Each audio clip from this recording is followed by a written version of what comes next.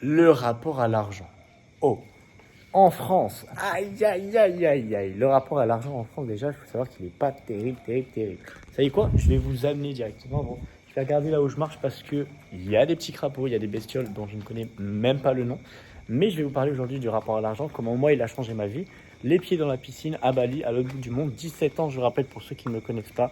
J'adore ce que je fais dans ma vie. J'aide les entrepreneurs à obtenir 50 appels de vente qualifiés sur une offre high ticket grâce à la prospection en étant aligné, parce que faire du cash, c'est bien. Faire du cash pour être accompli, avoir une mission de vie, c'est mieux. Le rapport à l'argent, selon moi, c'est une chose très importante dans justement l'entrepreneuriat. Pourquoi? Parce que si vous avez un mauvais rapport à l'argent, vos prospects auront un mauvais rapport à l'argent. Typiquement, qu'est-ce que j'entends par vos prospects? Ça va être les gens que vous avez en appel de vente et les gens dans votre prospection. Moi, ce qui m'a beaucoup aidé, c'est être dans l'abondance. Beaucoup de gens utilisent ce mot, selon moi, à mauvais escient, dans le sens où l'abondance, il faut que tu attires l'abondance. Ok, c'est bien, mais dans les actions, qu'est-ce que tu fais réellement? Là, je vais donner 3 tips que tu vas pouvoir implémenter dès la fin de cette vidéo pour travailler ton détachement à l'argent, pour travailler ton abondance financière. Déjà, ce qu'il faut comprendre, c'est que moi, avant, quand je recevais des virements, j'étais là en mode, ok, je paye l'URSSAF et après, genre, ça va dans ma poche.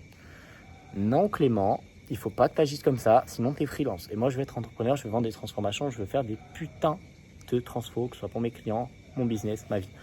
Du coup, maintenant, j'ai plusieurs sous-comptes. C'est-à-dire que dès que j'ai un virement, j'ai un compte investissement personnel, un compte épargne, un compte marketing et un compte équipe, sur lesquels, à chaque fois qu'il y a un virement, je répartis sous différents pourcentages. Donc, dès la fin de cette vidéo, ce que je t'invite à faire, c'est vraiment créer des sous-comptes avec justement une répartition en pourcentage. Moi, ce que je conseille, c'est 20% en marketing, 15 à 25% en justement épargne. Et le reste, ça va être justement pour tes équipes, 2500 € ou entre 1500 et 2500 € par mois en marketing, ce serait top. Et pour tes équipes, avoir 2K, tu vois, toujours de côté, ça te régalera. Une fois que tu as fait des sous-comptes, c'est bien, mais ça ne veut pas dire que dans la vie de tous les jours, tu es à l'aise avec l'idée de parler d'argent. Du coup, moi, ce que je te conseille de faire, c'est quoi?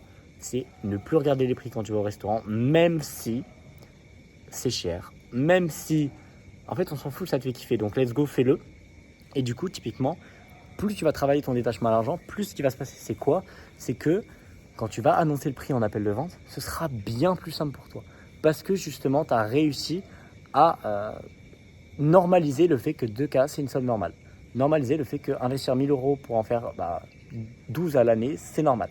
Et tout ça, en fait, c'est un travail continu. C'est pour ça que vos appels de vente ne pouvaient pas fake ce jeu-là, en fait. Donc, selon moi, en effet, c'est important de travailler son abondance. Vous avez les petits tips que je vous ai donnés. Il y en a 2, donc le fait de ne pas regarder les prix au restaurant, le fait de faire des sous-comptes. Et selon moi, le 3e qui est littéralement le plus cheaté, c'est juste vous entraîner à investir sur vous.